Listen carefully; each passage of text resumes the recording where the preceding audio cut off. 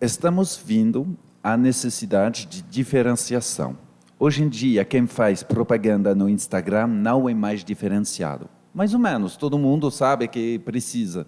Então, eu acredito que no uso da tecnologia para se comunicar, usando essas novas ferramentas, ainda tem espaço para ser melhor, para ter mais pessoas fazendo isso, mas dá para sentir que os mais avançados, o que significa essa palavra?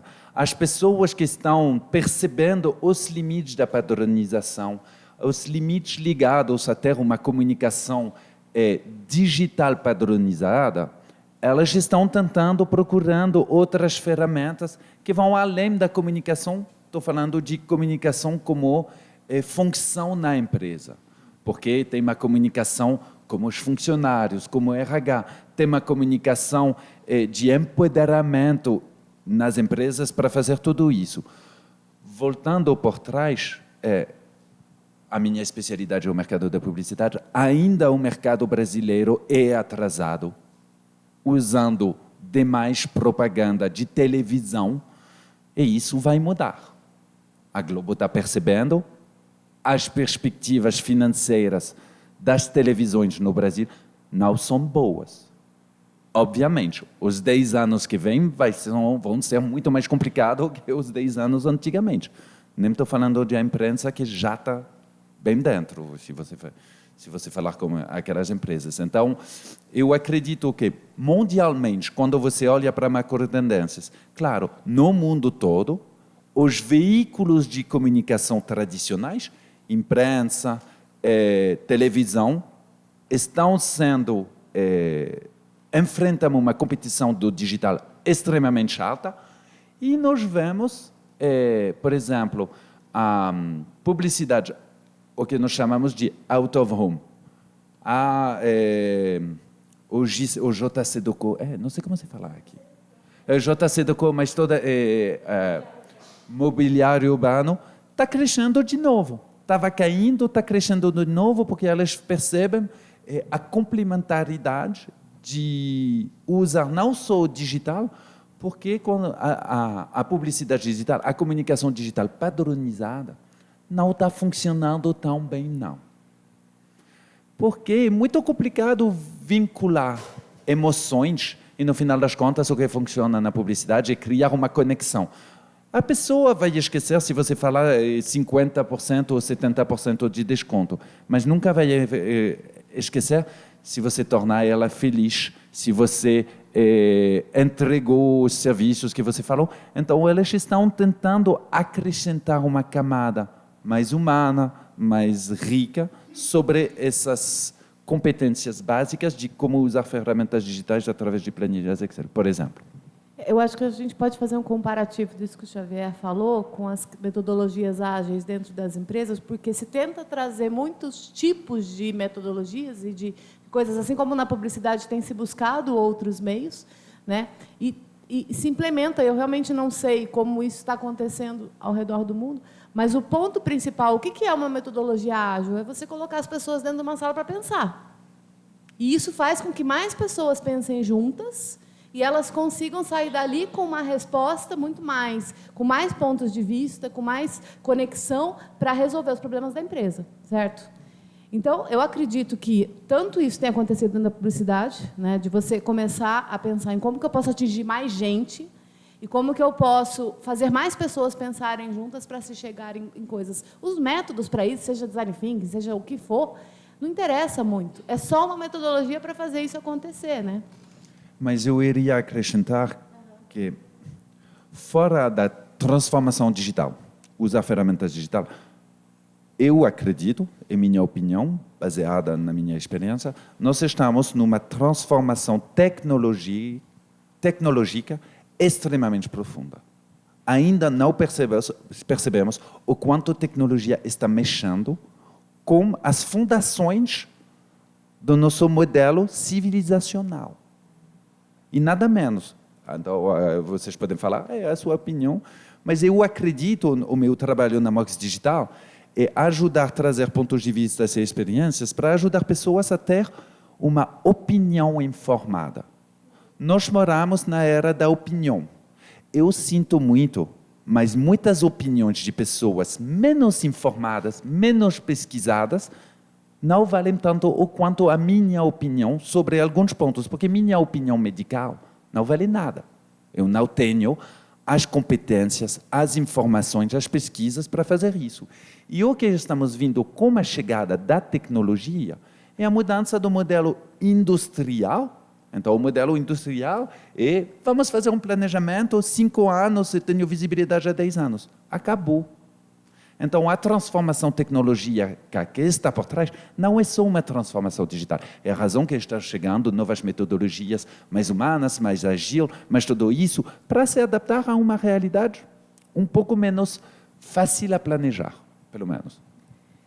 Eu diria que assim, nossa, são tantas coisas que é difícil organizar o pensamento, mas eu não estou conseguindo enxergar. A pessoa que fez a pergunta está me dando uma agonia. Oi, tudo bom?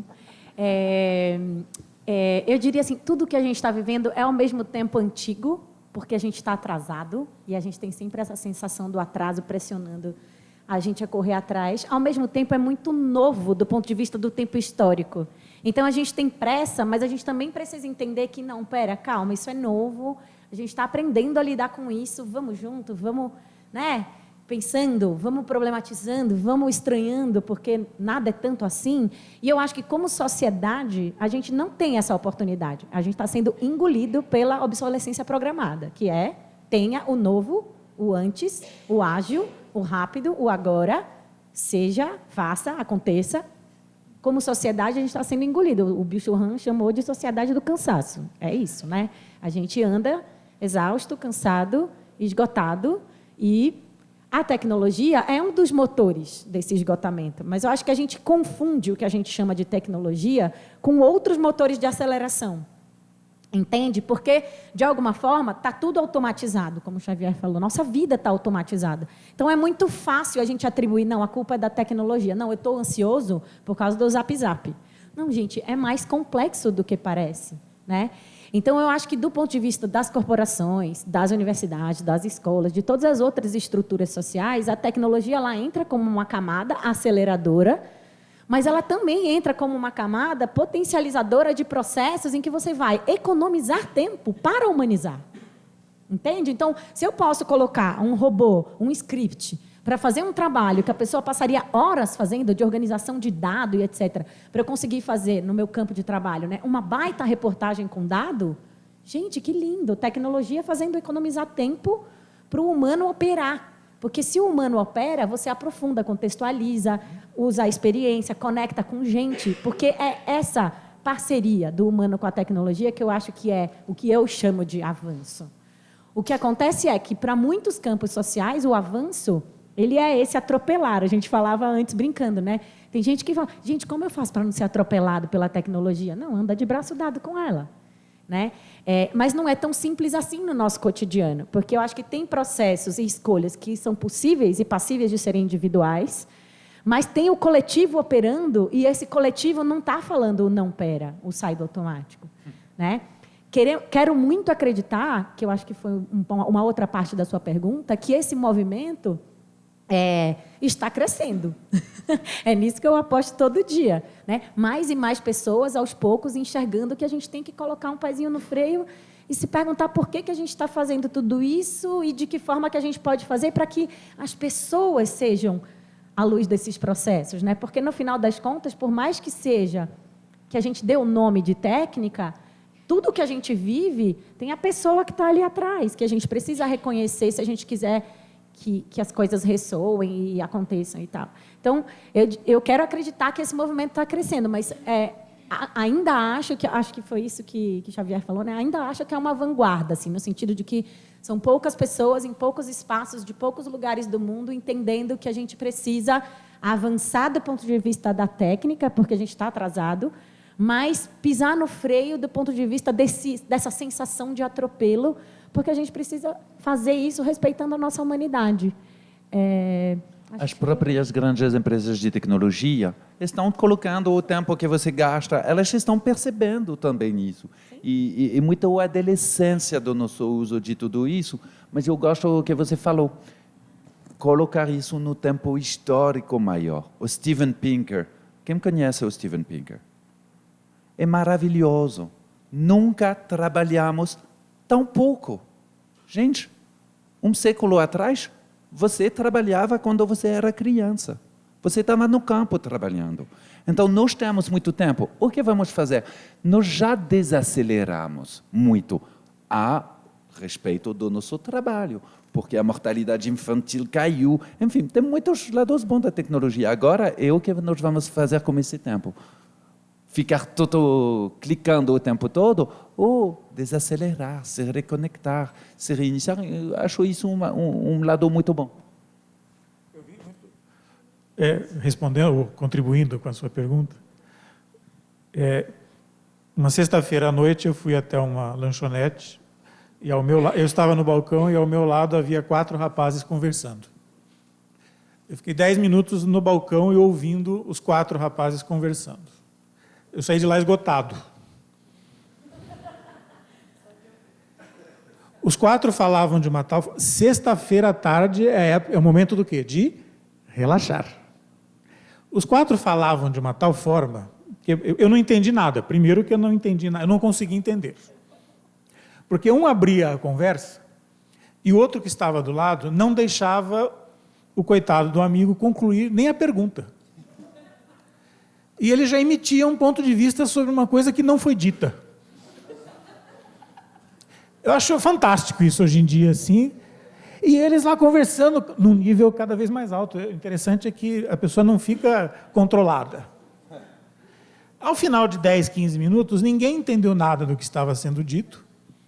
Eu saí esgotado, mas refletindo sobre o que você falou, eu acho que hoje em dia não existe esse tempo de a pessoa refletir, tirar uma conclusão e dar um passo seguinte. Tudo se abre, mas nada se fecha.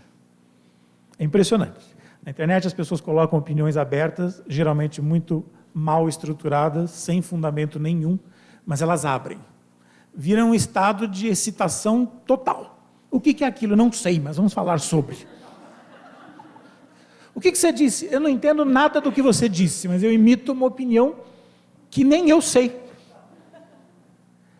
Eu acho que vai ser uma esquizofrenia mais acentuada até a gente chegar num ponto de a pessoa falar, eu preciso refletir.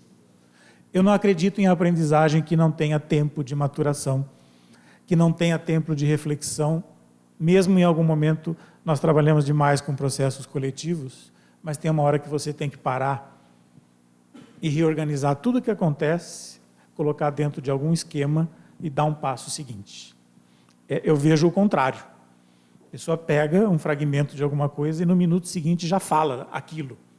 Mas como é que você fala se você nem experimentou aquilo? Não, eu vi ali. E a dúvida que eu tenho, eu vou aonde? Vou na Wikipedia, na Wikipédia. Aí tem lá, você lê 200 livros, né? Nossa amiga aqui faz 100 anos que estuda alguma coisa para ter um fundamento. Modo de falar, né? Óbvio. Mas você encontra uma pessoa que vai lá na Wikipédia ou faz alguma coisa em 2, 3 horas, e é impressionante, a pessoa emite uma opinião como se fosse alguém que estuda há 30 anos alguma coisa, e você está refletindo a vida inteira, mas é um atropelo sem fim. Eu acho que é muita ansiedade, tudo se abre e não tem tempo de tirar uma conclusão para você dar um passo seguinte. E não é culpa da tecnologia, é culpa do que eu faço com ela. Mas que é muito focado na tecnologia. Alguém já viu esse anúncio que me traz muita ansiedade de ler qualquer livro em 12 minutos?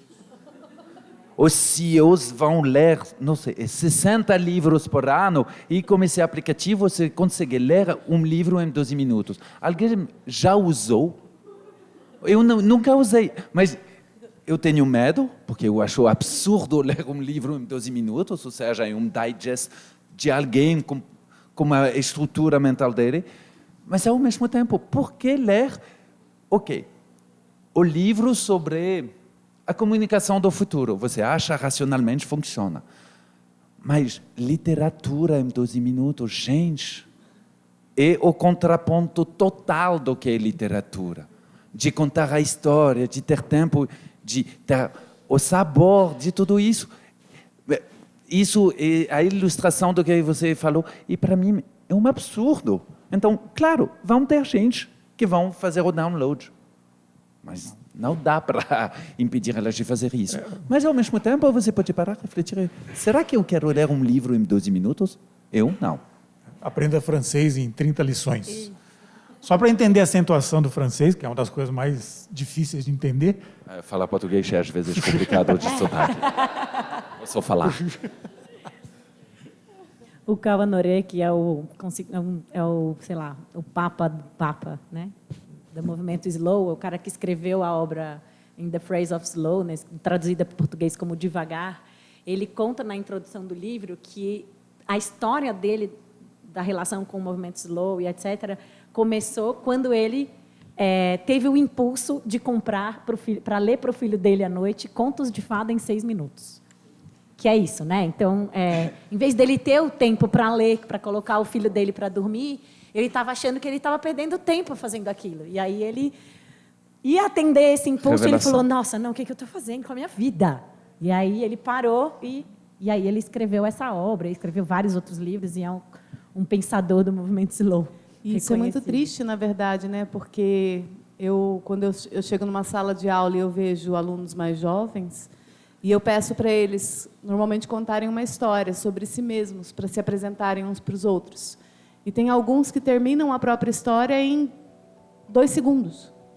A pessoa não tem nada para falar de si mesma.